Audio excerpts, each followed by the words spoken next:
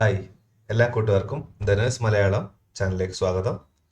നമ്മൾ ഇന്നിവിടെ ഡിസ്കസ് ചെയ്യുന്നത് ഇന്നലെ നടന്ന Kerala PSC homeopathy staff nurse എക്സാമിൻ്റെ ആൻസർ കീ ആണ് ഡിസ്കസ് ചെയ്യുന്നത്. അത് പ്രൊഫഷണൽ ആൻസർ കീ ആണ്, ഒഫീഷ്യലി വന്നിട്ടില്ല. അത് വന്നിട്ട് നിങ്ങൾ ചെക്ക് ചെയ്യാം. അതിന് പകരം ഞാനൊരു ക്വസ്റ്റ്യൻ പേപ്പർ വെച്ച് ഉണ്ടാക്കിയ ആൻസർ കീ ആണ്. നിങ്ങൾക്ക് ഒന്ന് സ്റ്റഡി പർപ്പസിന് വേണ്ടിയിട്ട് യൂസ് ചെയ്യാം. അപ്പോൾ നമുക്ക് വീഡിയോയിലേക്ക് പോവാം. അതിനു മുമ്പേ നിങ്ങൾ ഈ ചാനൽ ആദ്യമായിട്ടാണ് കാണുന്നതെങ്കിൽ തീർച്ചയായിട്ടും സബ്സ്ക്രൈബ് ചെയ്യുക, സപ്പോർട്ട് ചെയ്യുക. നമ്മൾ അടുത്ത കേരള PSCൻ്റെ DME എക്സാം വരുന്നുണ്ട് ഡിസംബറിൽ. അപ്പോൾ അതിന് വേണ്ടിയിട്ട് കൂടുതൽ വീഡിയോ ഇടാൻ വേണ്ടിയിട്ട് അതൊരു പ്രചോദനമായിരിക്കും. അപ്പോൾ എല്ലാവരും സബ്സ്ക്രൈബ് ചെയ്ത് സഹായിക്കുക. അപ്പോൾ വീഡിയോയിലേക്ക് പോവാം. Kerala PSC homeopathy staff nurse exam നടന്നത് 21/11/2021 ഞായറാഴ്ച, ഇന്നലെ ആയിരുന്നത്. പ്രൊഫഷണൽ ആൻസർ കീ ഇതൊരു ജസ്റ്റ് റെഫറൽ പർപ്പസിന് വേണ്ടിയിട്ട് മാത്രമേ യൂസ് ചെയ്യാൻ പറ്റുള്ളൂ. ഒഫീഷ്യൽ ആൻസർ കീ ഇതുവരെ പബ്ലിഷ് ചെയ്തിട്ടില്ല.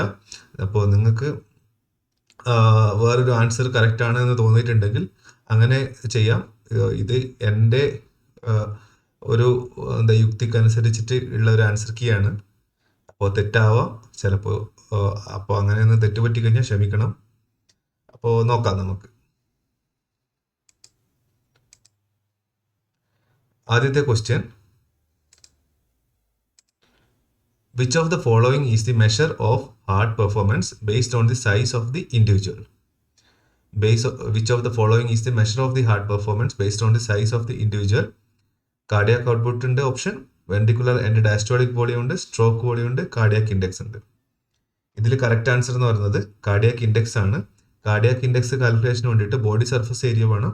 ബോഡി സർഫസ് ഏരിയ കണ്ടുപിടിക്കാൻ വേണ്ടിയിട്ട് നമുക്ക് ഇൻഡിവിജ്വലിൻ്റെ സൈസ് അറിഞ്ഞിരിക്കണം, ലെങ്ത്, ബോഡി വെയ്റ്റും അറിഞ്ഞിരിക്കണം. അപ്പോൾ ഇവിടെ കറക്റ്റ് ആൻസർ കാർഡിയാക് ഇൻഡെക്സ് ആണ്.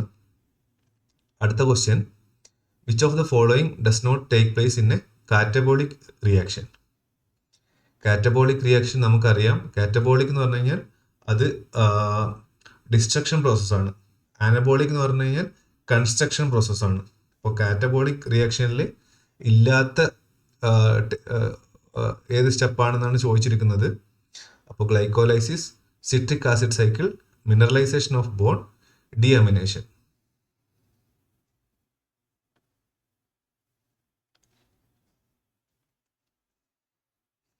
ഇവിടെ കറക്റ്റ് ആൻസർ എന്ന് പറയുന്നത് മിനറലൈസേഷൻ ഓഫ് ബോൺ ആണ് കറക്റ്റ് ആൻസർ.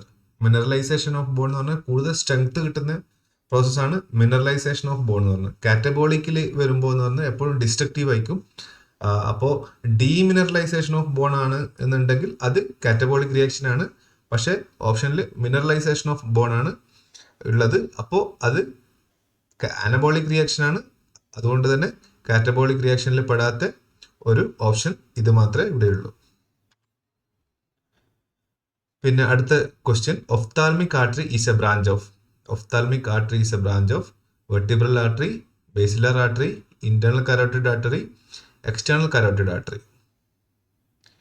ഒഫ്താൽമിക് ആർട്ടറി എന്ന് പറഞ്ഞത് ഇന്റേണൽ കരോട്ടിഡ് ആർട്ടറിന്റെ ആദ്യത്തെ ബ്രാഞ്ചാണ് ഒഫ്താൽമിക് ആർട്ടറി എന്ന് പറയുന്നത്.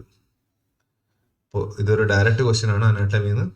അടുത്ത question: name the blood vessel supplying the walls of the large arteries and veins.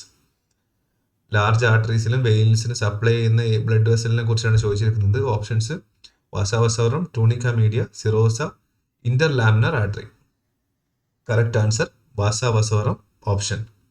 Large blood വെസലിൽ സപ്ലൈ ചെയ്യുന്ന ബ്ലഡ് വെസൽസിനെയാണ് ചോദിച്ചിരിക്കുന്നത്. അതാണ് വാസാവസോറം.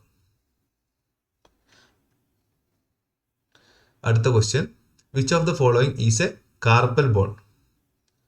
അപ്പോൾ ഇതിൽ നിങ്ങൾക്ക് കാർപ്പൽ ബോൺ ഏതൊക്കെ ഉണ്ടെന്ന് അറിഞ്ഞിരിക്കണം, എന്നാൽ നിങ്ങൾക്ക് ഈസി ആയിട്ട് ആൻസർ ചെയ്യാം.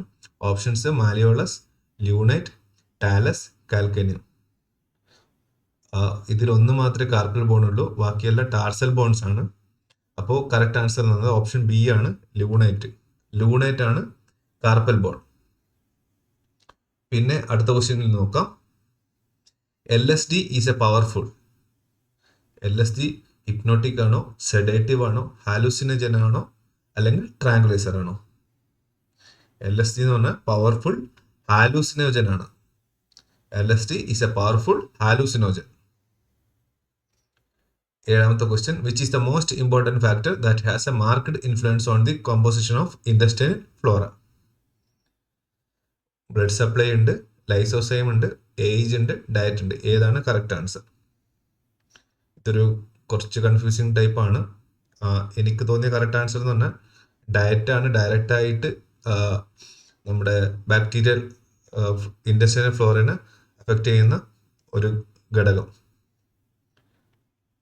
പിന്നെ മെഡിക്കേഷൻസ് ഒക്കെ ഉണ്ട്, പക്ഷെ ഡയറക്റ്റ് ആയിട്ട് നമുക്ക് പറയുമ്പോൾ ഡയറ്റാണ് എന്നാണ് എനിക്ക് തോന്നിയത്.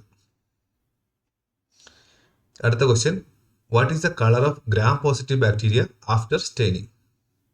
What is the colour of gram positive bacteria after staining? Blue, purple, red, pink. Gram positive bacteria stain ചെയ്തിട്ട് നമ്മൾ മൈക്രോസ്കോപ്പിലൂടെ നോക്കുകയാണെങ്കിൽ അതിൻ്റെ കളറ് പർപ്പിൾ ആയിരിക്കും. ഗ്രാം പോസിറ്റീവ് ബാക്ടീരിയ ആണെങ്കിൽ അതിൻ്റെ കളറ് പർപ്പിൾ ആയിരിക്കും. അടുത്ത ക്വസ്റ്റ്യൻ മൈക്രോബയോളജി തന്നെയാണ്. A persistent pathogen is one which remains viable for a long period inside the host. One which remains viable for a long period inside the carrier. One which remain viable for long period outside the host. One which remain viable for long period outside the reservoir. Persistent pathogen എന്ന് പറഞ്ഞു കഴിഞ്ഞാൽ option A ആണ് correct. One which remains viable for a long period inside the host. അതായത് ഒരു മനുഷ്യനിൽ കൂടുതൽ കാലം അത് ജീവനോടെ ഇരിക്കുന്ന ഒരു പാത്തോജനാണ് പെർസിസ്റ്റന്റ് പാത്തോജൻ എന്ന് പറയുന്നത്. അത് ആ പെർസിസ്റ്റന്റ് പാത്തോജൻ കണ്ടിന്യൂസ് ആയിട്ട് ഒരു ഇൻഫെക്ഷൻ കൊടുക്കാനുള്ള കാപ്പബിലിറ്റി ഉണ്ട്. അതുകൊണ്ടാണ് ഈ ഓപ്ഷൻസ് തരുന്നത്. ഇതിൽ കാരിയർ എന്നാണ് പറഞ്ഞിട്ടുള്ളത്. പക്ഷേ പെർസിസ്റ്റന്റ് പാത്തോജൻ ആണെങ്കിൽ അത് ഒരുപാട് നാൾ മനുഷ്യന്റെ ശരീരത്തിനുള്ളിൽ ജീവിക്കുകയും ചെയ്യും.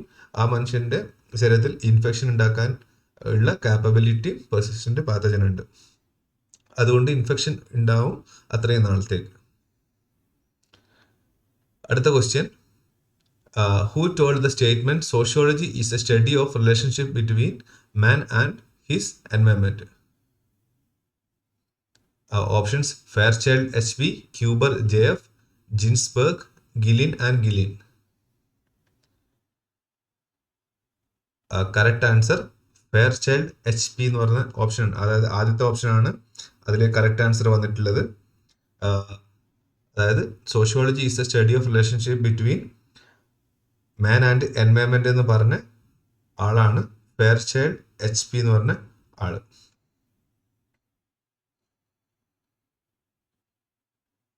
അടുത്ത question, in the post-operative ward, the nurse observes a patient experiencing pain. She reaches the conclusion that all post-operative patients experience pain. Which type of reasoning is used? Options abductive, deductive, inductive, dialectical. ഇവിടെ nurse ഒരു generalised ആയ കാര്യത്തിൽ നിന്ന് ആണ് ഒരു സൊല്യൂഷനിലേക്ക് എത്തിയിരിക്കുന്നത്. അപ്പോൾ ആ ടൈപ്പ് അതുപോലുള്ള ടൈപ്പ് റീസണിങ്ങിനെയാണ് പറയുന്നത് abductive type reasoning. Abductive type reasoning, അതായത് ജനറലൈസ്ഡ് ഉള്ള കാര്യങ്ങളിൽ നിന്ന് ഒരു സ്പെസിഫിക് സൊല്യൂഷനിലേക്ക് എത്തുന്നതിനാണ് അബ്ഡക്റ്റീവ് ടൈപ്പ് റീസണിങ് എന്ന് പറയുന്നത്. അടുത്ത 12ാമത്തെ question, change in attitude of a person can occur through his desire to fit in with a group.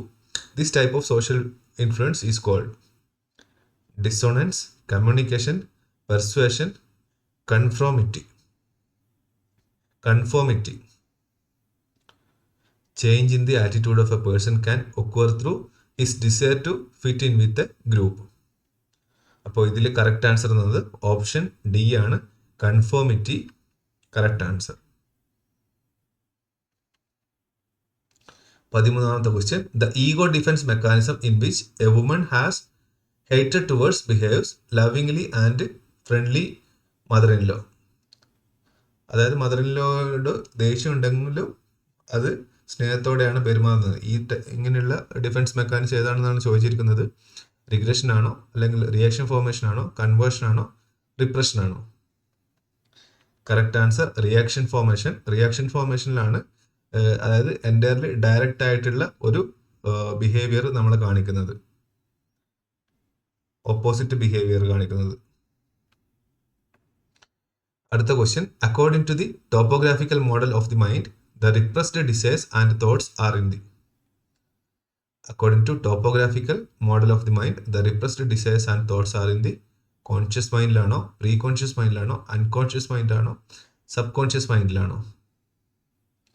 ഇവിടെ കറക്റ്റ് ആൻസർ എന്നത് അൺകോൺഷ്യസ് മൈൻഡിലാണ്. അതായത് ടോപ്പോഗ്രാഫിക്കൽ മോഡൽ ഓഫ് ദി മൈൻഡിൽ റിപ്രസ്ഡ് ഡിസയേഴ്സും തോട്ട്സും കാണുന്നത് അൺകോൺഷ്യസ് മൈൻഡിലാണ്. അടുത്ത question, which among the following is a secondary motive?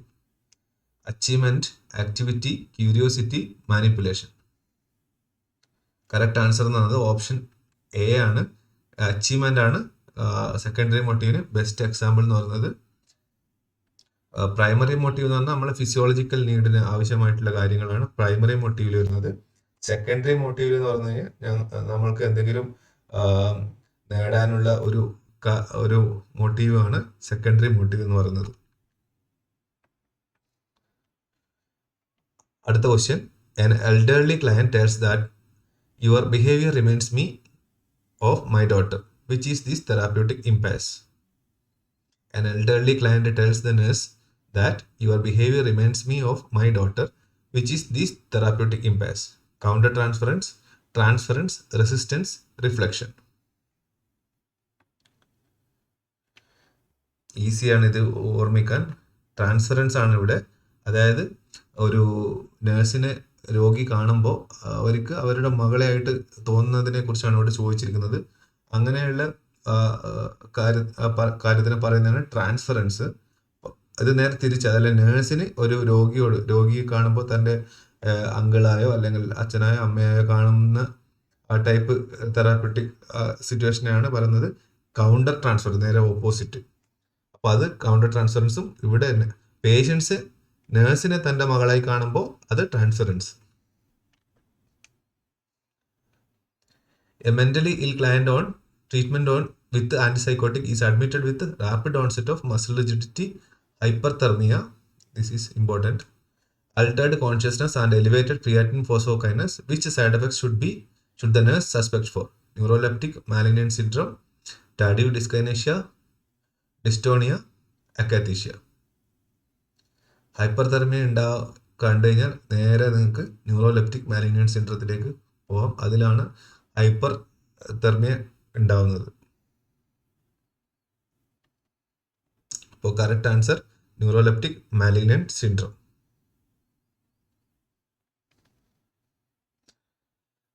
A client develops clouding of consciousness, disorientation and hallucination 2 to 4 days after complete abstinence from alcohol. Which is this withdrawal syndrome? Alcoholic seizures, alcoholic hallucinations, delirium tremens, amnestic disorders. Alcoholic വിഡ്രോവലിൻ്റെ stages എന്ന് പറഞ്ഞു കഴിഞ്ഞാൽ first simple വിഡ്രോവലാണ്. Simple വിഡ്രോവലിലാണ് പേഷ്യൻസിന് ഒരു confusion അല്ലെങ്കിൽ vomiting, nausea, vomiting അങ്ങനത്തെ ഉള്ള കാര്യങ്ങളൊക്കെ സിമ്പിൾ വിഡ്രോവലാണ്. അത് ഒരു 6 to 8 hours വരുന്നതാണ് സിമ്പിൾ വിഡ്രോവൽ യൂഷ്വലി. പിന്നെ വരുന്നതാണ് ആൽക്കഹോളിക് ആലൂസിനോസിസ് എന്ന് പറയുന്നത്. ആൽക്കഹോളിക് ആലൂസിനോസിസ് ഉണ്ടാകുന്നത് ഒരു 12 hours മുതൽ 24 hours വരെ ഉള്ള ടൈമിലാണ് വിഡ്രോവലിൽ വരുന്നതാണ് ആൽക്കഹോളിക് ആലൂസിനോസിസ് എന്ന് പറയുന്നത്. ഈ ആൽക്കഹോളിക് ആലൂസിനോസിസിന് മെയിൻലി ഹിയറിംഗ് സൗണ്ട്സ് ഒക്കെ കേൾക്കുന്നതാണ് പിന്നെ ആൽക്കഹോളിക് ആലൂസിനോസിസിൽ ഉണ്ടാകുന്നത്. അത് കഴിഞ്ഞിട്ടാണ് സീരിയസ് ആയിട്ടുള്ള ഡെലീരിയം ട്രമെൻസിലേക്ക് പോകുന്നത്. 2 to 4 days ക്വസ്റ്റ്യൻസിൽ പറഞ്ഞിട്ടുണ്ട്. ഡെലീരിയം ട്രമെൻസിൽ എന്ന് പറഞ്ഞു കഴിഞ്ഞാൽ പേഷ്യൻ്റ് ഡിസോറിയൻറ്റഡ് ആയിരിക്കും, ക്ലൗഡിങ് ഓഫ് കോൺഷ്യസ്നെസ് ഉണ്ടാവും, പിന്നെ ഹാലൂസിനേഷൻ. ഈ ഡെലീരിയം ട്രമെൻസിൽ ഉണ്ടാകുന്ന ഹാലൂസിനേഷൻ വിഷ്വലി ഉണ്ടാവാം, അല്ലെങ്കിൽ ഓഡിറ്ററി ഉണ്ടാവാം, അങ്ങനത്തെ ഒക്കെ ഉണ്ടാവും. പക്ഷേ ആൽക്കഹോളിക് ഹാലൂസിനോസിസിലാണ് യൂഷ്വലി ഓഡിറ്ററി ഹാലൂസിനേഷൻ ആണ് ഉണ്ടാവുന്നത്. ഡെലീരിയം ട്രെമനിലേക്ക് ആകുമ്പോൾ അവിടെ മെയിനായിട്ട് വിഷ്വൽ ഹാലൂസിനേഷൻ ആണ് ഉണ്ടാവുന്നത്. പിന്നെ ട്രമേഴ്സും കൂടി ഉണ്ടാവും. ഡെലീരിയം എന്ന് പറയുമ്പോൾ തന്നെ ഡിസോറിയന്റേഷൻ വന്നു. ട്രമേഴ്സ് കൂടി ഉണ്ടെങ്കിൽ നമുക്ക് ഉറപ്പിക്കാം അത് ഡെലീരിയം ട്രെമൻസ് ആണെന്ന്. ഇവിടെ നമുക്ക് ക്വസ്റ്റ്യൻസിൽ 2 കാര്യങ്ങൾ തന്നിട്ടുണ്ട്. ഹാലൂസിനേഷൻ ഉണ്ട്. അപ്പോൾ ഹാലൂസിനേഷൻ ഉണ്ടാകുമ്പോൾ ഈ 2 കണ്ടീഷനിലും ഹാലൂസിനേഷൻ ഉണ്ടാവാം. ഡിസോറിയന്റേഷൻ ഉണ്ടാകുമ്പോൾ അത് ഡെലീരിയത്തിലേക്ക് പോവാം. ക്ലൗഡിങ് ഓഫ് കോൺഷ്യസ്നെസ്സും ഉണ്ട്. പിന്നെ 2 to 4 days ടൈം ഡ്യൂറേഷൻ തന്നിട്ടുണ്ട്. 2 to 4 days ഉണ്ടാവുന്നത് ഡെലീരിയം ട്രെമൻസിലേക്ക് എത്തും. അല്ലെങ്കിൽ ഡ്യൂറേഷൻ കുറവാണെങ്കിൽ അത് അല്ലെങ്കിൽ ആൽക്കോളിക് ഹാലൂസിനോസിസോ അല്ലെങ്കിൽ സിമ്പിൾ വിഡ്രോവലോ ആയിരിക്കും. അതുകൊണ്ട് ഇവിടെ കറക്റ്റ് ആൻസർ എന്ന് പറയുന്നത് delirium tremens. A client during sleep experiences a temporary sudden loss of muscle tone causing weakness and immobilization, which is referred to as cataplexy, catalepsy, cerebria, cathexis. Correct answer എന്ന് പറയുന്നത് കാറ്റപ്ലെക്സി ആണ്. ഇതൊരു doubtful question ആണ്. നിങ്ങൾക്ക് answer key വരുന്നു കഴിഞ്ഞാൽ ഇതൊന്ന് clear ചെയ്യണം. കാറ്റപ്ലെക്സി. അടുത്ത question. When interviewing a client with schizophrenia, the nurse identifies that he has a delusion of persecution. The most appropriate behavior of the nurse would be: debate the patient regarding delusion, delve into the content of the delusion, tell the patient that it can discuss, acknowledge the feelings and reinforce the reality. അപ്പോൾ paranoid behaviour ഉള്ള പേഷ്യൻസിനോട് ഒരിക്കലും debate ചെയ്യാനോ അതിലുള്ള കണ്ടന്റിനെ കുറിച്ച് explore ചെയ്യാനോ പോയിട്ട് കാര്യമില്ല. നമ്മൾ അവർക്ക് അങ്ങനെ ഒരു ഫീലിങ്സ് എക്സ്പീരിയൻസ് ചെയ്യുന്നെന്നുള്ളത് അതൊരു യാഥാർത്ഥ്യമാണെന്ന് മനസ്സിലാക്കിക്കൊണ്ട്, പക്ഷേ അവരെ റിയാലിറ്റി അങ്ങനെയല്ല എന്ന് നമ്മൾ പറഞ്ഞ് മനസ്സിലാക്കി ചെയ്യുന്ന ഒരു കാര്യമാണ് കറക്റ്റായിട്ടുള്ള ഒരു നഴ്സിംഗ് ഇൻ്റർവെൻഷൻ. പാരനോയിഡ് ബിഹേവിയർ വരുമ്പോൾ ഉള്ള നഴ്സിംഗ് ബിഹേവിയർ അത് ഈ ഓപ്ഷനിൽ ഓപ്ഷൻ ഡി ആണ്. Acknowledge the feelings and reinforce the reality. അടുത്ത question. The personality disorder characterized by odd and magical thinking. Important word is magical thinking. Eccentric behavior, suspiciousness, unusual perceptual experiences, and inappropriate affect. That is schizotypal personality, schizoid personality, paranoid, histrionic personality. ഇതിൽ magical thinking ബാക്കി അങ്ങോട്ടും ഇങ്ങോട്ടും ബിഹേവിയറിൽ ഉണ്ടാവാൻ chance ഉണ്ട്. പക്ഷെ magical thinking വരുമ്പോൾ അത് മെയിനായിട്ട് സ്കിസോ ടൈപ്പിലാണ് കാണുന്നത്. അപ്പോൾ കറക്റ്റ് ആൻസർ എന്ന് പറഞ്ഞാൽ സ്കിസോ ടൈപ്പൽ പേഴ്സണാലിറ്റി. 22ാമത്തെ question. A disorder characterized by erratic and dysrhythmic patterns of speech with jerky and rapid spurting of words and the affected person is unaware of impairment. A disorder characterized by erratic and disrhymic patterns of speech with jerky and rapid spurting of words and affected person is unaware of the impairment. Sluttering, cluttering, stammering, perseveration. Correct answer എന്ന് പറഞ്ഞാൽ cluttering, option B ആണ് correct answer. 23. A community mental health nurse imparts life skill education for adolescents. Here the nurse use which level of prevention? Secondary, tertiary, primary, rehabilitation. Correct answer primary prevention ആണ് ഇവിടെ use ചെയ്തിരിക്കുന്നത്. അതായത് life skill education അഡോളസൻസിന് കൊടുക്കുന്നത്, അതായത് preventive type ആണ് കൊടുക്കുന്നത്. അപ്പോൾ അത് വരുന്നത് പ്രൈമറി പ്രിവെൻഷനായില്ല വരുന്നത്. അടുത്തത്. A patient was diagnosed to have mania, exhibit severe elevation of mood associated with the delusion of grandeur. This patient is having euphoria, exaltation, elation, ecstasy. So ഇവിടെ severe elevation of mood associated with delusion of grandeur അത് കാണുന്നത് എക്ടസിയാണ്. അപ്പോൾ correct answer option D, ecstasy. അടുത്ത question. When rendering care to a client with dementia, which nursing intervention is not appropriate? Not appropriate ആണ് ചോദിച്ചിരിക്കുന്നത്. അപ്പോൾ കറക്റ്റായിട്ട് വായിച്ചു നോക്കണം options. Providing N inconsistent physical environment and daily routine, providing an environment with reduced stimuli, speaking in a low, clear tone. Use distraction to manage behavior. ഇവിടെ correct answer എന്ന് പറഞ്ഞാൽ option A ആണ് കറക്റ്റ് ആൻസർ. ആ intervention നമ്മൾ ഡിമെൻഷ്യയുള്ള പേഷ്യന്റിന് കൊടുക്കില്ല. കാരണം ഇവിടെ providing inconsistent physical environment എന്നാണ് പറഞ്ഞിരിക്കുന്നത്.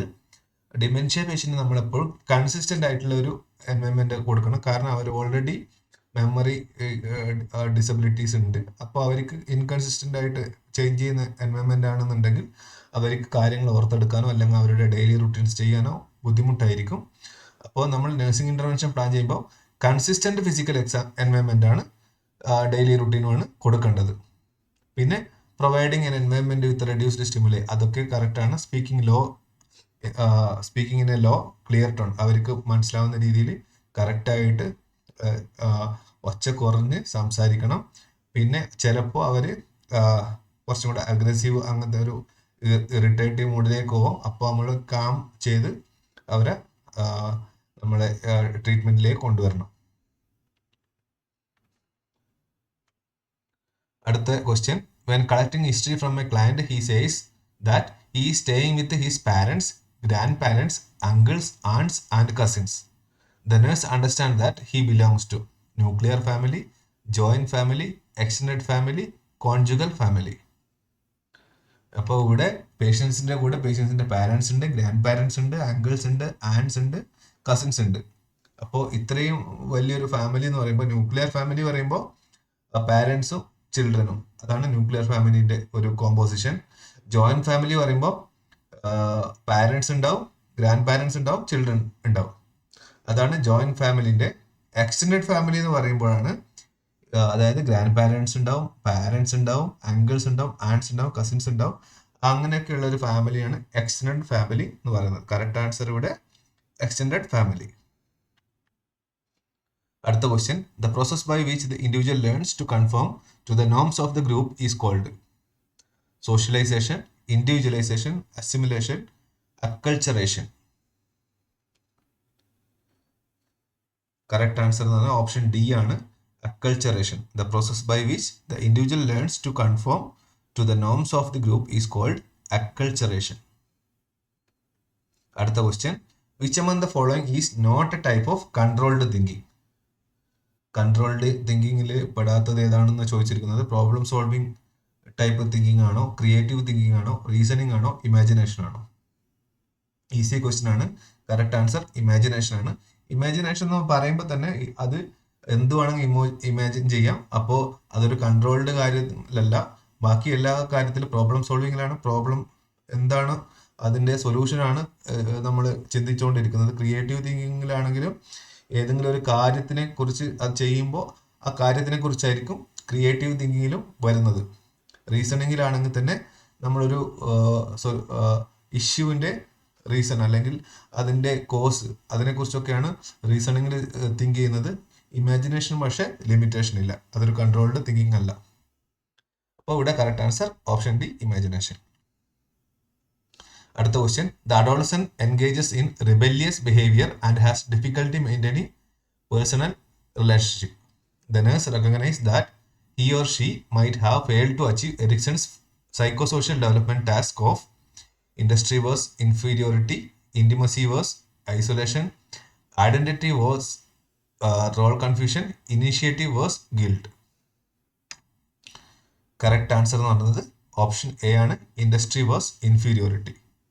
ഇൻഡസ്ട്രി വാസ് ഇൻഫീരിയോറിറ്റി പറയുന്നത് അഡോളസെന്റ് ടൈമിലുള്ള ഒരു സൈക്കോസോഷ്യൽ ഡെവലപ്മെന്റ് ടാസ്ക് ആണ്.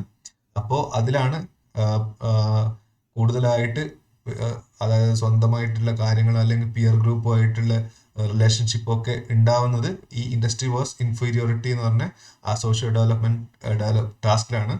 ഇവിടെ പേഷ്യൻ്റ് ചൈൽഡ് ഫെയിലായി ഈ ഡെവലപ്മെന്റ് ടാസ്കിൽ. അപ്പോൾ പിയറുമായിട്ടുള്ള റിലേഷൻഷിപ്പ് ഉണ്ടാകുന്നതിൽ ഫെയിലാവും, അല്ലെങ്കിൽ റിബേലിയസ് അല്ലെങ്കിൽ അഗ്രസീവ് ബിഹേവിയേഴ്സ് ഒക്കെ കാണാനുള്ള പോസിബിലിറ്റി കൂടുതലാണ്. അടുത്ത question, parents remove strict control on the use of the internet when A child demonstrate A responsible behaviour is an example of negative reinforcement, positive punishment, positive reinforcement, negative punishment. Correct answer എന്ന് പറഞ്ഞാൽ positive reinforcement.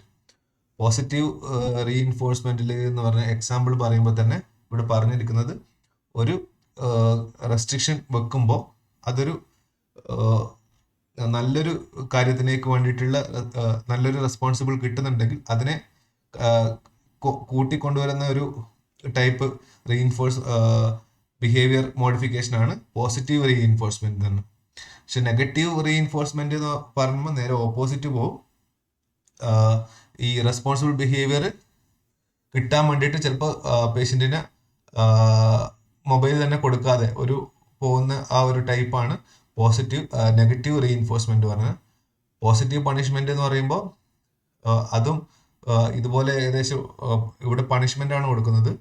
ഇപ്പോൾ ഒരു ക്ലാസ്സിൽ ഒരു ചുയിങ്കം തന്നുകൊണ്ട് ക്ലാസ്സിലിരിക്കുന്ന ഒരു കുട്ടീനെ എല്ലാവരെയും മുമ്പിൽ വെച്ചിട്ട് പണിഷ് ചെയ്യുന്ന അങ്ങനത്തെ കാര്യങ്ങളൊക്കെ പോസിറ്റീവ് പണിഷ്മെന്റ് ആയിട്ട് വരും. അത് നല്ലൊരു ബിഹേവിയറിന് വേണ്ടിയിട്ട്. അതുപോലെ തന്നെയാണ് നെഗറ്റീവ് പണിഷ്മെന്റും. അപ്പോൾ ഇവിടെ എക്സാമ്പിൾ പോസിറ്റീവ് റീഇൻഫോഴ്സ്മെന്റ് ആണ്.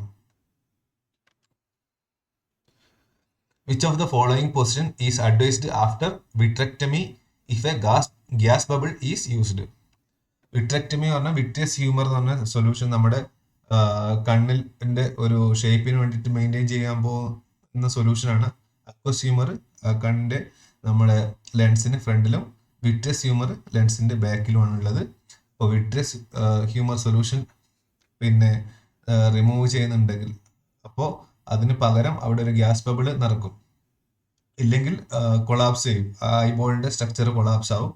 അതിന് പകരം ഗ്യാസ് ബബിളോ അല്ലെങ്കിൽ നമ്മളെ എന്താണ് വേറെ എന്തെങ്കിലും സൊല്യൂഷൻ ഇഞ്ചെക്ട് ചെയ്ത് ആ ഐയുടെ ഷേപ്പ് മെയിൻറ്റെയിൻ ചെയ്യാൻ വേണ്ടിയിട്ട് ചെയ്യും. അപ്പോൾ ഗ്യാസ് ബബിള് നമ്മൾ വിട്രെക്ടമി കഴിഞ്ഞ് ഇഞ്ചെക്ട് ചെയ്യുന്നുണ്ടെങ്കിൽ നമുക്ക് കൊടുക്കാൻ പറ്റുന്ന ഏത് പൊസിഷൻ എന്നാണ് ചോദിച്ചിരിക്കുന്നത്. കറക്റ്റ് ആൻസർ എന്ന് പറഞ്ഞാൽ പ്രോൺ പൊസിഷൻ ആണ് എനിക്ക് കിട്ടിയ ആൻസർ. അതായത് ഓപ്ഷൻ കൊടുത്തത് മാറിപ്പോയി. ഓപ്ഷൻ സി ആണ്, പ്രോൺ പൊസിഷൻ ആണ് കറക്റ്റ് ആയിട്ടുള്ള ആൻസർ വിട്രെക്ടമി കഴിഞ്ഞിട്ടുള്ള. പിന്നെ ഗ്യാസ് ബബിൾ ആണ് നിറച്ചിരിക്കുന്നത്. എയറോപ്ലെയിൻ ട്രാവലിംഗ് ഒക്കെ കോൺട്രാ ഇൻഡിക്കേറ്റ് അതൊക്കെ പിന്നെ അതായത് വിട്രെക്ടമി കഴിഞ്ഞ് ഗ്യാസ് ബബിൾ ഫില്ല് ചെയ്തിരിക്കുന്നുണ്ടെങ്കിൽ അത് ഒന്നും ചെയ്യരുത് എന്നാണ് പറയുന്നത്. എയർ ട്രാവലിംഗ് അങ്ങനത്തെ കാര്യങ്ങളൊക്കെ. പിന്നെ ഗ്യാസ് ബബിൾ ആണെങ്കിൽ അത് കാർബൺ ഡൈ ഓക്സൈഡ് അല്ലെങ്കിൽ നൈട്രസ് ഓക്സൈഡ് ഇതൊക്കെയാണ് ഗ്യാസ് ബബിൾ ആയിട്ട് യൂസ് ചെയ്യുന്നത്. അത് ഓട്ടോമാറ്റിക്കലി ഒരു 7 മുതൽ 14 വരെ ദിവസങ്ങൾക്കുള്ളിൽ അത് മൈനറായിട്ടുള്ള ഗ്യാസ് ബബിളായി മാറി നമ്മുടെ ബ്ലഡ് സ്ട്രീമിലേക്ക് അബ്സോർബ് ചെയ്ത് പോകും. അതിന് പകരം അവിടെ നമ്മുടെ തന്നെ ആയിട്ടുള്ള ഫ്ലൂയിഡ് ഫില്ല് ചെയ്യും. അപ്പോൾ ഗ്യാസ് ബബിൾ അബ്സോർബ് ചെയ്യുന്നതിനനുസരിച്ചിട്ട് അവിടെ ഒരു ഫ്ലൂയിഡ് ഫില്ല് ചെയ്യും. അപ്പോൾ ആ ഐ ഷേപ്പ് മെയിൻറ്റെയിൻ ചെയ്യും. അതാണ് വിട്രെക്ടമിയുടെ ഒരു ഫിസിയോളജി എന്ന് പറഞ്ഞു കഴിഞ്ഞാൽ. അപ്പോൾ അവിടെ കൊടുക്കാൻ പറ്റുന്ന പൊസിഷൻ പ്രോൺ പൊസിഷൻ ആണ് റെക്കമെൻഡ് ചെയ്യുന്നത് ആദ്യത്തെ ദിവസങ്ങളിൽ. അടുത്ത question, the nurse should advise doing the following activity to a patient who underwent lower limb amputation. അപ്പോൾ ലോവർ ലിംബ് ആംപുട്ടേഷൻ കഴിഞ്ഞ് കഴിഞ്ഞാൽ ഫാൻറ്റം ലിംബ് മൂവ്മെന്റ് ഉണ്ടാവാനുള്ള ചാൻസ് ഉണ്ട്. അപ്പോൾ അതാണ് ഇമ്പോർട്ടൻ്റ് നമ്മൾ മനസ്സിൽ കാണേണ്ടത്. ഈ ക്വസ്റ്റ്യനിൽ ഒരു മിസ്റ്റേക്ക് ഉണ്ടായിരുന്നു. ആംബുലേഷൻ എന്നാണ് ക്വസ്റ്റ്യനിൽ ടൈപ്പ് ചെയ്തിട്ടുള്ളത്. അപ്പോൾ ഞാനത് കറക്റ്റ് ചെയ്ത് ആംബ്യൂട്ടേഷൻ ആക്കിയിട്ടുണ്ട്, അങ്ങനെയാണെന്ന് വിചാരിക്കുന്നു. അപ്പോൾ avoid abduction and flexion of lower limb, lie in the prone position, keep a pillow between the legs, place a pillow under the residual limb. അപ്പോൾ ഈ ഫാൻറ്റം മൂവ്മെന്റ് ഒഴിവാക്കാൻ വേണ്ടിയിട്ട് സാധാരണ ചെയ്യുന്ന കാര്യമാണ് place a pillow under the residual limb, option D. അടുത്ത question, peripheral administration of chemotherapeutic agent is limited to a duration of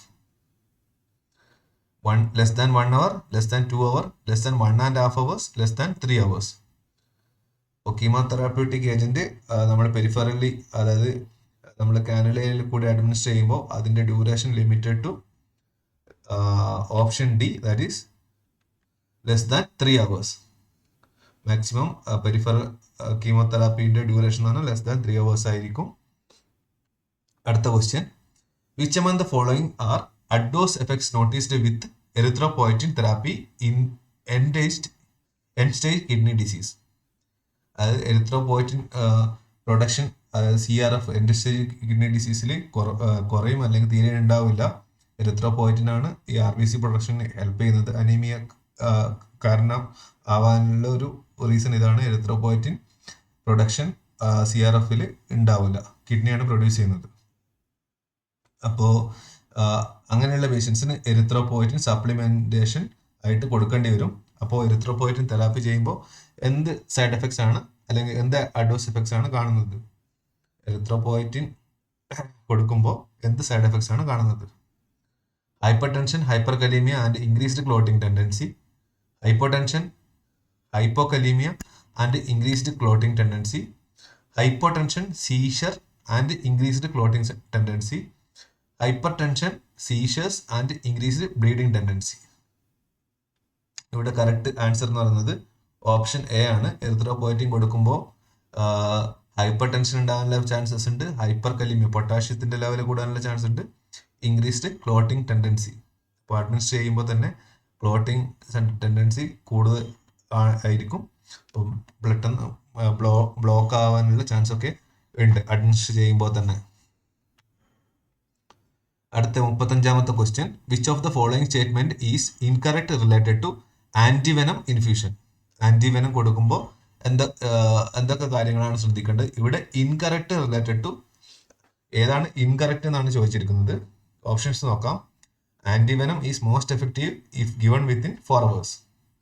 The total dose should be infused during the first 4 to 6 hours.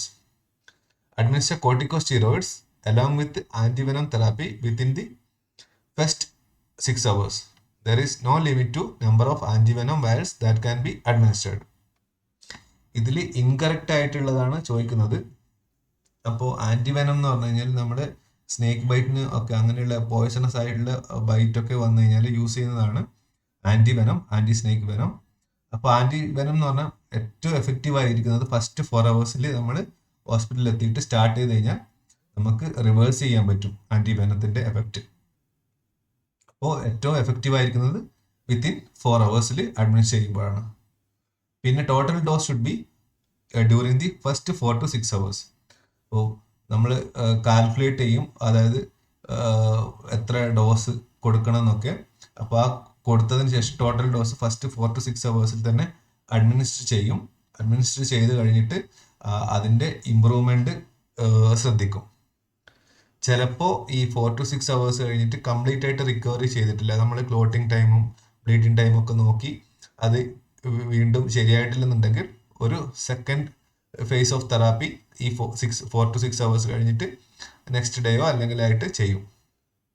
അപ്പോൾ ആദ്യത്തെ 2 ഓപ്ഷനും ശരിയാണ്, correct statement ആണ്. 3ാമത്തെ option നോക്കാം. Administer corticosteroid along with antivenom therapy within first 6 hours. Antivenom കൊടുക്കുമ്പോൾ corticosteroids കൂടി കൊടുക്കണം എന്നാണ് പറയുന്നത്. കാരണം ആന്റിവെനം കൊടുക്കുമ്പോൾ അനാഫിലാക്റ്റിക് റിയാക്ഷൻ ഉണ്ടാവാനുള്ള ചാൻസസ് കൂടുതലാണ്. അപ്പോൾ ആ ഒരു കണ്ടീഷനിൽ കോർട്ടിക്കോസ്റ്റെറോയിഡ്സ് അല്ലെങ്കിൽ പകരം അഡ്രിനാലിനൊക്കെയാണ് യൂസ് ചെയ്യുന്നത്. കോർട്ടിക്കോസ്റ്റെറോയിഡ്സ് എന്നാണ് ഓപ്ഷൻ പറഞ്ഞത്, അതും ശരിയാണ്. പക്ഷേ ഫോറിൻ കൺട്രീസിലൊക്കെ ആണെങ്കിൽ അഡ്രിനാലിനാണ് യൂസ് ചെയ്യുന്നത്. പിന്നെ 4ാമത്തെ ഓപ്ഷൻ നോക്കാം. അപ്പോൾ ഈ 3 ഓപ്ഷൻസും കറക്റ്റ് ആണ്. പിന്നെ 4ാമത്തെ ഓപ്ഷൻ അപ്പോൾ ഇൻകറക്റ്റ് സ്റ്റേറ്റ്മെന്റ് ആണെന്ന് ഇത് വായിക്കുന്നതിന് മുമ്പേ തന്നെ കിട്ടി. എന്നാലും പറയാം. There is no limit to the number of antivenom vials that can be administered. ശരിക്കും പറഞ്ഞു കഴിഞ്ഞാൽ 25 to 30 വയൽസ് ആണ് യൂഷ്വലി ഒരു ആന്റി വെനമായിട്ട് നമുക്ക് യൂസ് വരുന്നത്, കംപ്ലീറ്റ് ആയിട്ട് റിവേഴ്സ് ചെയ്യാൻ വേണ്ടിയിട്ട് യൂസ് വരുന്നത്. അതിൽ എക്സ്ട്രാ കൊടുക്കുന്നത് കൊണ്ടോ അതിന് കൂടുതൽ അല്ലെങ്കിൽ യാതൊരു ബെനിഫിറ്റും ഇല്ലെന്നാണ് കണ്ടുപിടിക്കുന്നത്. കാരണം ആന്റിവെനം എന്ന് പറഞ്ഞു കഴിഞ്ഞാൽ ഭയങ്കര അവൈലബിലിറ്റി കുറഞ്ഞൊരു മെഡിസിനാണ്, പ്രിപ്പയർ ചെയ്യാനൊക്കെ ബുദ്ധിമുട്ടുള്ള ഒരു സാധനമാണ്. അപ്പോൾ അത് ആവശ്യത്തിന് മാത്രം യൂസ് ചെയ്യുക എന്നാണ് WHO തന്നെ റെക്കമെൻഡ് ചെയ്തിരിക്കുന്നത്. അപ്പോൾ ആന്റിവെനം വയൽസിന്റെ യൂസേജ് ലിമിറ്റ് ചെയ്തിട്ടുണ്ട് 25 to 30.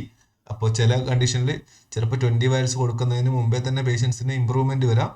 അത് കൊടുക്കുന്നതിൻ്റെ ഇമ്പ്രൂവ്മെന്റും കൂടെ ചെക്ക് ചെയ്തിട്ടാണ് എത്ര ഡോസ് വേണ്ടി വരും എന്നൊക്കെ ഡിസൈഡ് ചെയ്യുന്നത്.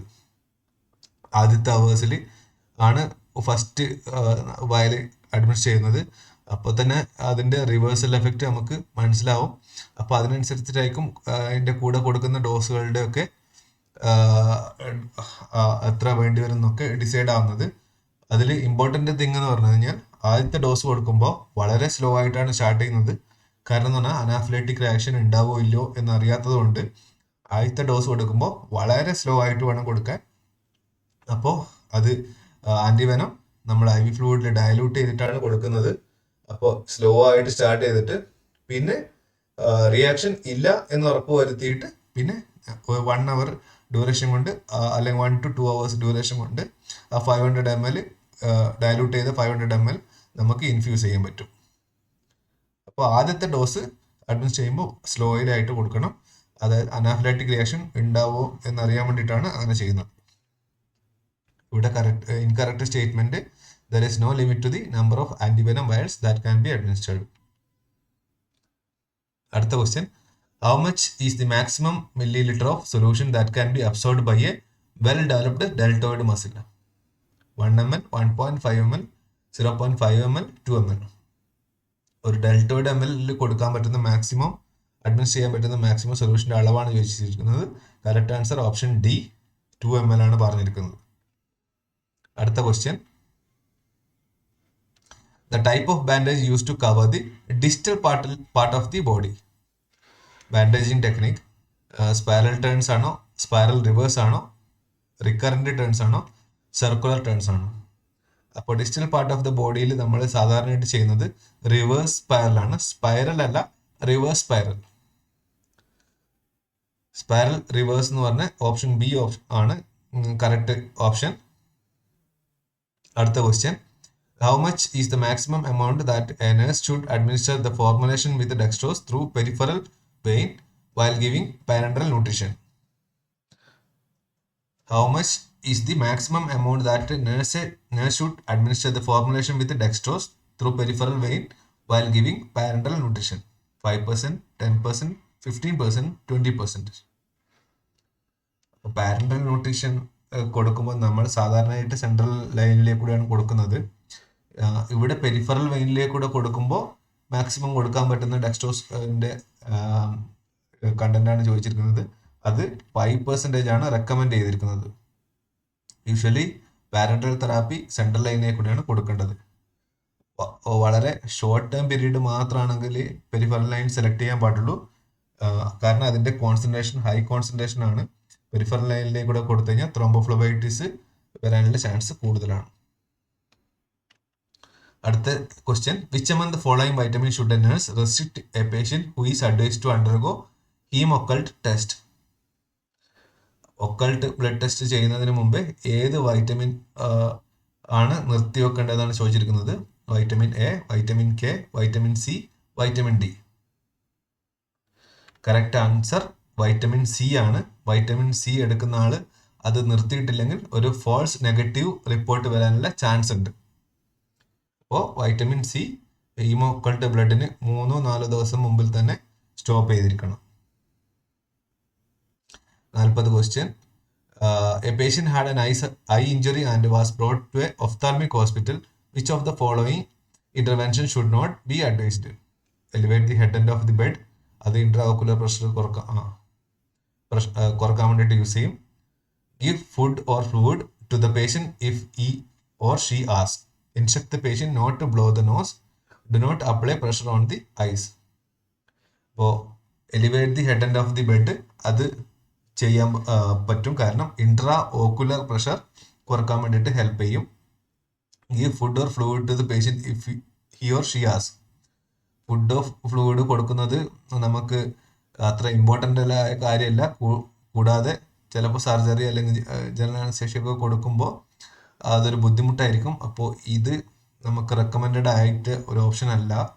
അടുത്ത ഓപ്ഷൻ നോക്കാം. Instruct the patient not to blow the nose. അപ്പോൾ നോസ് അതായത് മൂക്ക് ചീറ്റുമ്പോഴൊക്കെ ഇൻട്രാഓക്കുലർ പ്രഷർ കൂടാനുള്ള ചാൻസസ് ഉണ്ട്. അതൊക്കെ ചെയ്യരുതെന്ന് പറഞ്ഞു കൊടുക്കണം. പിന്നെ കണ്ണിൻ്റെ മുകളിൽ പ്രഷർ അപ്ലൈ ചെയ്യാൻ പാടില്ല.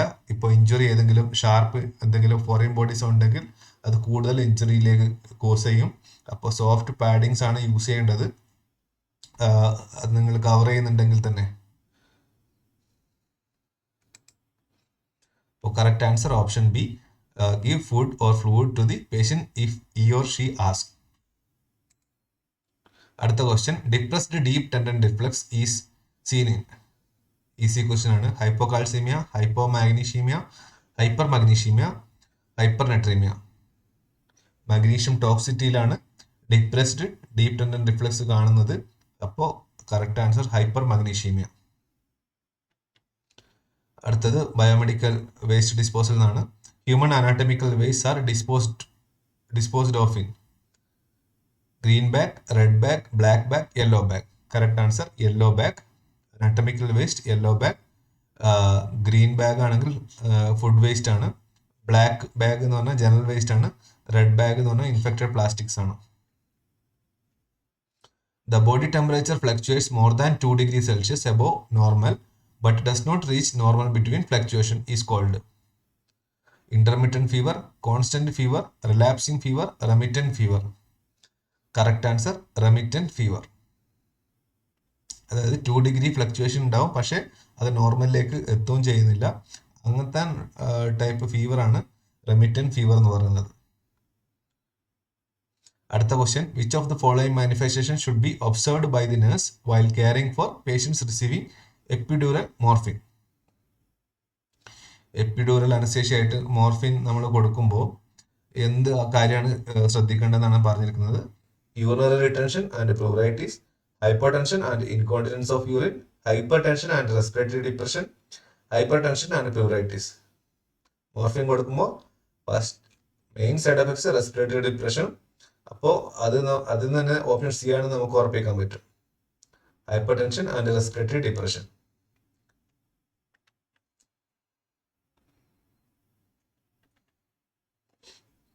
The type of enema administered to relieve gaseous distension: cleansing enema, carminative enema, anhelminthic enema, retention enema.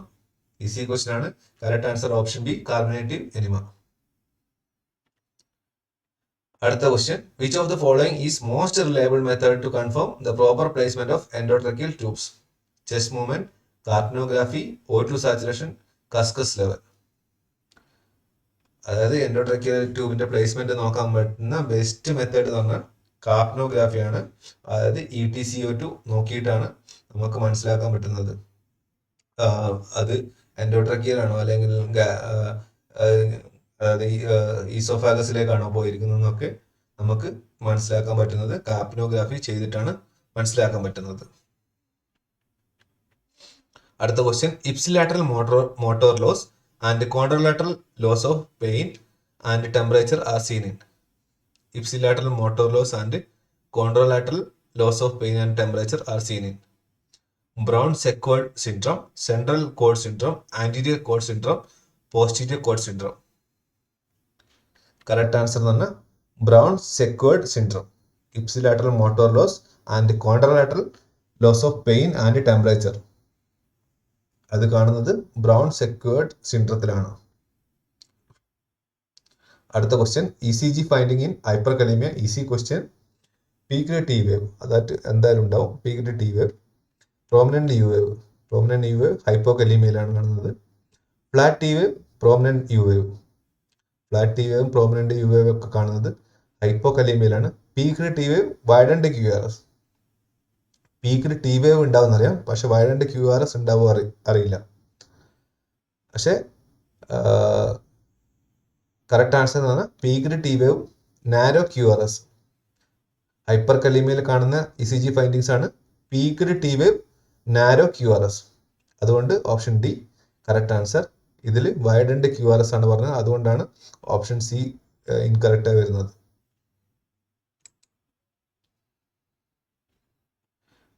അടുത്ത question, which of the following intervention should be done first by the nurse when a patient has sucking chest wound?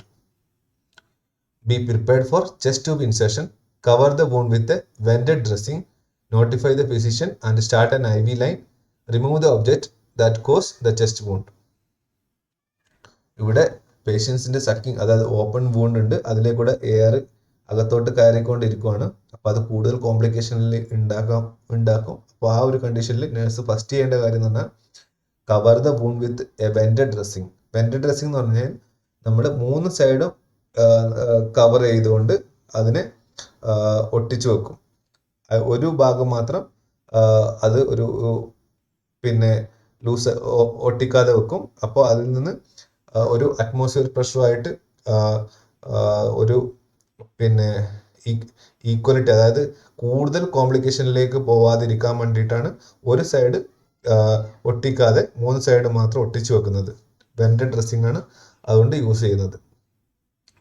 അത് കൂടുതൽ കോംപ്ലിക്കേഷൻസിലേക്ക് പോവാതിരിക്കാൻ വേണ്ടിയിട്ടാണ് അങ്ങനെ ചെയ്യുന്നത്. Cover the wound with vented dressing. The necrosed tissue at the center of the injury with regions of tissue viability towards the periphery in burn injury, that is. So സെൻറ്ററിൽ നെക്രോസ്ഡ് tissue ഉണ്ടാവും, പെരിഫറിലേക്ക് പോകുമ്പോൾ അതായത് കുറച്ച് വയബിലിറ്റി ഉള്ള tissues ഉണ്ടാവും. അങ്ങനെയുള്ള ഇതിനെ പറയുന്നത് പേരെന്താണെന്നാണ് ചോദിച്ചിരിക്കുന്നത്. Zone of infection, zone of coagulation, zone of stasis, zone of ischaemia. അപ്പം അങ്ങനെയുള്ള ബേൺ ഇഞ്ചുറീനെ പറയുന്നതാണ് സോൺ ഓഫ് ഇഷ്കീമിയ. അതായത് സെൻട്രൽ നെക്രോസ്ഡ് ടിഷ്യൂസും അതിൻ്റെ പെരിഫറയിലുള്ള ചുറ്റുപാടും ചിലപ്പോൾ കുറച്ച് വയബിൾ ആയിട്ടുള്ള ടിഷ്യൂസ് ഉണ്ടാവും. അത് ചിലപ്പോൾ നമ്മൾ ട്രീറ്റ്മെൻറ്റ് ചെയ്ത് കഴിഞ്ഞാൽ അത് ശരിയായി വരാം, അല്ലെങ്കിൽ ട്രീറ്റ്മെൻറ്റ് ചെയ്തില്ലെങ്കിൽ ആ വയബിൾ ടിഷ്യൂസും നെക്രോസ്ഡ് ആയി പോകാനുള്ള ചാൻസ് ഉണ്ട്. അപ്പം അങ്ങനെയുള്ള ആ ഒരു ബേൺ വൂണ്ടിനാണ് പറഞ്ഞത് സോൺ ഓഫ് ഇഷ്കീമിയ എന്ന് പറയുന്നത്. അപ്പോൾ നമ്മളിവിടെ 50 ക്വസ്റ്റ്യൻസ് ഡിസ്കസ് ചെയ്തിട്ടുണ്ട്. ഇനി ഒരു 50 ക്വസ്റ്റ്യൻസ് കൂടി ഉണ്ട്. അപ്പോൾ അത് അടുത്ത പാർട്ടായിട്ട് നമുക്ക് ചെയ്യാം. അപ്പോൾ ഈ വീഡിയോ നിങ്ങൾക്ക് ഇഷ്ടപ്പെട്ടു, അല്ലെങ്കിൽ വീഡിയോയിൽ എന്തെങ്കിലും ഡൗട്ട് ഉണ്ടെന്നുണ്ടെങ്കിൽ നിങ്ങൾക്ക് കമൻറ്റ് ചെയ്യാം. എല്ലാ ക്വസ്റ്റ്യൻസും ശരിയാവണമെന്നില്ല. അപ്പോൾ ഒഫീഷ്യൽ ആൻസർ കീ വന്നിട്ട് ഒന്നും കൂടെ നിങ്ങൾക്ക് കമ്പയർ ചെയ്യാം. അല്ലെങ്കിൽ നിങ്ങൾക്ക് തെറ്റാണെന്ന് ഞാൻ പറഞ്ഞ ഏതെങ്കിലും ഒരു ഓപ്ഷൻ അല്ലെങ്കിൽ ഏതെങ്കിലും ഒരു ആൻസർ തെറ്റാണെന്നുണ്ടെങ്കിൽ കറക്റ്റ് ആൻസർ നിങ്ങൾക്ക് കമൻറ്റ് ചെയ്യാം. അപ്പോൾ നമുക്ക് നോക്കാം, ഒന്നും കൂടെ റീചെക്ക് ചെയ്ത് നോക്കാം ഏതാണ് കറക്റ്റ് എന്ന്. Thank you. ഈ വീഡിയോ എല്ലാവരും ലൈക്ക് ചെയ്യുക, ഷെയർ ചെയ്യുക നിങ്ങളുടെ കൂട്ടുകാരുമായിട്ട്. അപ്പോൾ അടുത്ത പാർട്ടിൽ നമുക്ക് കാണാം.